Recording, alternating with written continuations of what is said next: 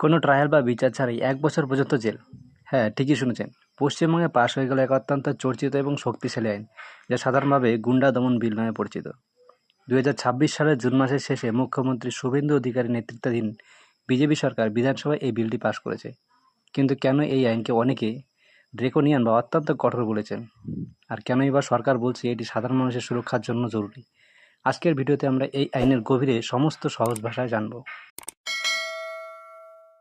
এই বিলটির আসল নাম হলো West Bengal public safety and control of anti social activities bill 2026।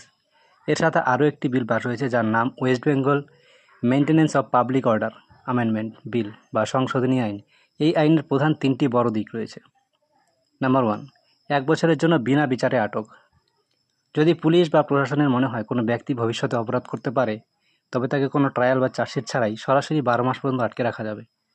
এটি অনেকটা জাতীয় স্তরের এনএসএ বা ন্যাশনাল সিকিউরিটি অ্যাক্টের মতো। নাম্বার 2, জেলা থেকে বহিষ্কার বা এক্সটার্নমেন্ট পাওয়ার।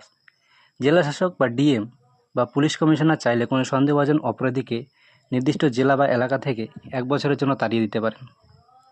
নাম্বার 3, সম্পত্তি বাজেয়াপ্ত ও নিলাম, প্রপার্টি অকশন। যদি কোনো দাঙ্গা বা হিংসাত্মক আন্দোলনে সরকারি বা বেসরকারি সম্পত্তি ভাঙচুর হয়, তবে তার ক্ষতিপূরণ আদায় করতে অভিযুক্তের সম্পত্তি বাজেয়াপ্ত করে নিলাম করা হবে। শুধু সরাসরি যুক্ত ব্যক্তিই নয়, যিনি এই হিংসায় টাকা দিয়েছেন বা উস্কানি দিয়েছেন, তার সম্পত্তিও নিলাম করতে পারেন। এই বিলে গুন্ডা বা সমাজবিরোধীদের সংখ্যাকে আরও বড় করা হয়েছে। যারা বারবার তোলাবাজি বা এক্সটর্শন, জমি দখল, বেআইনি খনি বা ড্রাগস পাচারের সাথে যুক্ত, তাদের এই তালিকায় ফেলা হয়েছে।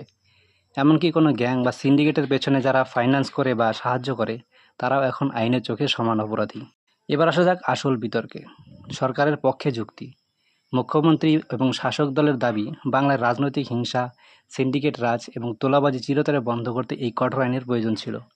সাধারণ মানুষের নিরাপত্তার স্বার্থেই এই পদক্ষেপ নেওয়া হয়েছে। বিরোধীদের আশঙ্কা ও সমালোচনা। তৃণমূল কংগ্রেস এবং অন্যান্য বিরোধী দলগুলির দাবি, এই আইন অত্যন্ত বিপজ্জনক। কারণ তাদের আশঙ্কা, কোনো আদালতের বিচার ছাড়া 1 বছর আটকে রাখার ক্ষমতার কারণে পুলিশ ও প্রশাসন সাধারণ মানুষের গণতান্ত্রিক অধিকার বা বিরোধী আন্দোলন দমন করতে এর অপব্যবহার করতে পারে। যদিও সরকার আশ্বাস দিয়েছে, কোনো রাজনৈতিক প্রতিহিংসার জন্য এই আইন ব্যবহার করা হবে না। আইন শৃঙ্খলা বজায় রাখা যেমন জরুরি, ঠিক তেমনই নাগরিক অধিকার রক্ষা করাও যে কোনো গণতন্ত্রের প্রধান স্তম্ভ। পশ্চিমবঙ্গের এই নতুন গুন্ডা বিল নিয়ে আপনাদের কী মতামত? এটি কি অপরাধ কমাবে নাকি এর অপব্যবহার সম্ভাবনা বেশি? কমেন্ট সেকশনে অবশ্যই আপনার মতামত জানান। ভিডিওটি ভালো লাগলে লাইক এবং চ্যানেলটি সাবস্ক্রাইব করতে ভুলবেন না।